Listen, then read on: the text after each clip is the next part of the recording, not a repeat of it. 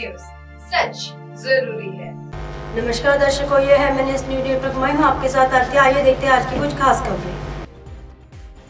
राजस्थान में जातियों को साधने में जुटी भाजपा। सभी समुदाय को विधानसभा चुनाव से पहले सक्रिय हुआ विपक्षी दल धान सकारात्मक संदेश देने की कोशिश।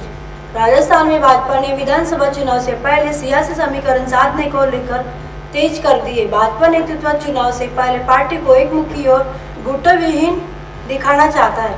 इसी क्रम में पिछले दिन हुई नियुक्तियों में जाति समीकरण साधनों में कोशिश के साथ पार्टी में शक्ति संतुलन की कवायद की गई है। भाजपा के प्रदेश अध्यक्ष पर ब्राह्मण चेहरे के रूप में चंद्र प्रकाश जोशी की नियुक्ति हुई। उसके बाद गुलाबचंद कटारिया के असम के राज्यपाल बनने से खाली चल रहे नेता प्रतिपक्ष के पद पर वरिष्ठ नेता राजेंद्र राठौड़ की ताजपोशी पर परंपरागत राजपूत वोट बैंक को साधने की कोशिश की गई। 3 साल प्रदेश अध्यक्ष पद पर काम कर चुके सतीश पुनिया को प्रदेश अध्यक्ष पद से हटने के बाद उपनेता प्रतिपक्ष बनाकर जाट समाज को सकारात्मक संदेश देने की कोशिश की गई। पूर्व सीएम वसुंधरा राजे को अहम जिम्मेदारी देने की चर्चा। पिछले काफी समय से हाशियों पर चल रही पूर्व मुख्यमंत्री और भाजपा की राष्ट्रीय उपाध्यक्ष वसुंधरा राजे को भी अहम जिम्मेदारी दिए जाने की चर्चा है। हालांकि मुख्यमंत्री चेहरे को लेकर केंद्रीय गृह मंत्री अमित शाह पिछले दिनों साफ कर चुके हैं कि पार्टी नेतृत्व ने भी अभी किसी नेता को सीएम फेस घोषित नहीं किया है। ऐसे में राजे को प्रदेश के मजबूत जमीनी पकड़ के चलते कोई अन्य बड़ी जिम्मेदारी सौंपी जा सकती है।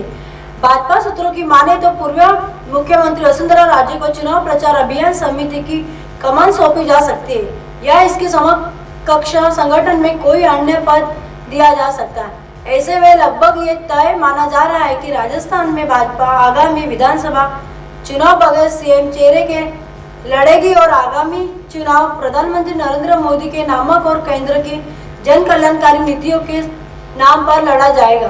कर्नाटक को हिंदुत्व से रंगने की तैयारी। पीएम मोदी के नाम पर फिर वोट मांगेगी भाजपा। नई दिल्ली। कर्नाटक में वापसी की कोशिश कर रही भाजपा को लग रहा है कि विधानसभा चुनाव में विकास और नेतृत्व के मुद्दे पर दिखाई दे रही कमजोरी को हिंदुत्व के मुद्दे से दूर किया जा सकता है। जब भी भाजपा के सारे मुद्दे विफल होते हैं तब भाजपा हिंदुत्व का कार्ड खेलती है। कर्नाटक को भी हिंदुत्व से रंगने की तैयारी की जा रही है। कर्नाटक में वैसे तो 10 मई को मतदान होना है, लेकिन राज्य की चुनावी हवा अभी भी भाजपा के पक्ष में स्पष्ट दिखाई नहीं दे रही है। सत्ता विरोधी लहर ज्यादा दिखाई दे रही है। इस पर नेतृत्व की कमजोरी भी साफ दिखाई दे रही है। यही कारण है कि भाजपा कर्नाटक में मौजूदा मुख्यमंत्री बसवराज बोम्मई का नाम तक नहीं ले रही है, न किसी नेता को मुख्यमंत्री के तौर पर प्रोजेक्ट कर रही है। उत्तर प्रदेश के मुख्यमंत्री योगी आदित्यनाथ, केंद्रीय गृह मंत्री अमित शाह, केंद्रीय मंत्री गिरिराज सिंह, साध्वी निरंजन ज्योति सहित करीब 1 दर्जन नेता हिंदुत्व को धार देने चुनावी रण में उतरेंगे। गौ हत्या, धर्मांतरण, लव जिहाद, हिजाब, टीपू सुल्तान जैसे मुद्दों को चुनावी मुद्दा बनाने की कोशिश की जाएगी। कर्नाटक के 5 जिलों उत्तर कन्नड़, शिमोगा, उडुपी, चिकमंगलुरु, दक्षिण कन्नड़ सहित तटीय कर्नाटक के हिंदुत्व के मुद्दों पर काफी प्रभाव दिखाई देता है। हिंदुत्व के मुद्दे पर कर्नाटक के दोनों बड़े संप्रदाय लिंगायत और वोकलिंगा भी भाजपा की ओर आ सकते हैं। मुख्यमंत्री का चेहरा कोई नहीं। कर्नाटक में भाजपा के आला नेताओं ने समीक्षा करने के बाद फिर से तय किया है कि विधानसभा चुनाव में किसी भी नेता को सीएम के तौर पर प्रोजेक्ट नहीं किया जाएगा। पूरा चुनाव सामूहिक नेतृत्व में ही लड़ा जाएगा।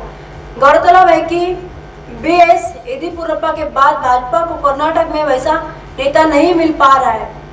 बोम्मई को येदियुरप्पा की पसंद से ही मुख्यमंत्री बनाया था, लेकिन उनके नाम और काम से फायदा मिलना तो दूर, उल्टा नुकसान होता दिख रहा है।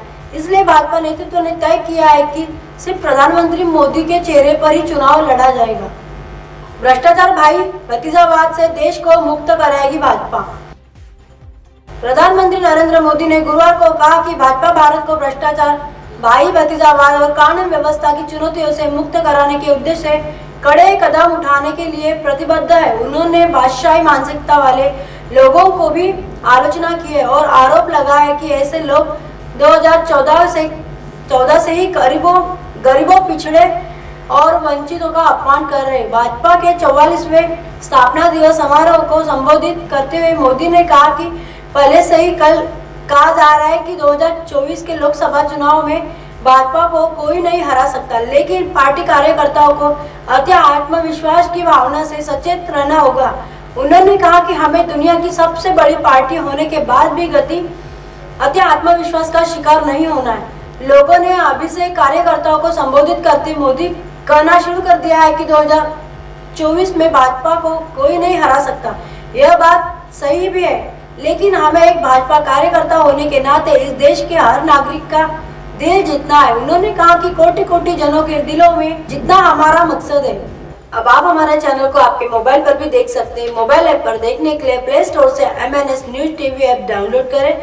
इंस्टा, लिंक, ट्विटर, हाईकुक, फेसबुक और कई सोशल मीडिया के प्लेटफॉर्म पर हमारा चैनल उपलब्ध है। आप इसे यूट्यूब पर भी देख सकते हैं। आप हमारे चैनल को लाइव भी देख सकते हैं www.mnsnewstv.com पर। फिलहाल वक्त तो चला है दर्शकों ब्रेक का। ब्रेक से लौटने के बाद देखिएगा देश और दुनिया की तमाम खबरें। बने रहिए MNS न्यूज पर। नमस्कार।